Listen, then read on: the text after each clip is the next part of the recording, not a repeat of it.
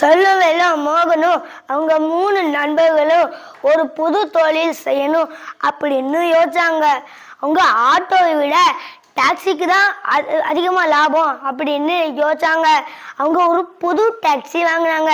அதுக்கு மஞ்சள் கருப்பு பெயிண்ட் எல்லாம் அடிச்சுட்டு ரயில்வே ஸ்டேஷனுக்கு போனாங்க. அங்கே மோகன் காரில் யாருமே ஏறல, மற்ற காரில் தான் ஏறினாங்க. அப்போ அவங்க ஏர்போர்ட்டுக்கு போனாங்க. அங்கேயும் யாருமே ஏறல, மற்றவங்க காரில் தான் ஏறினாங்க.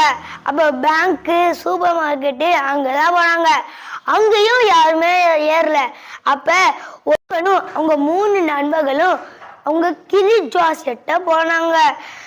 கிளி ஒரு சீட்டை எடுத்து வந்து சொன்னிச்சு, அட முட்டா பயல்களா, நீங்கள் 4 பேரும் டாக்ஸிக்குள்ளே உட்காந்தா மக்கள்லாம் இந்த டாக்ஸிக்குள்ள ஆள் இருக்கு அப்படின்னு யோசிச்சுட்டு மக்கள்லாம் இந்த டாக்ஸிக்குள்ள ஏறாம போடுவாங்கடா அப்படின்னு அந்த கிளி சொன்னுச்சு.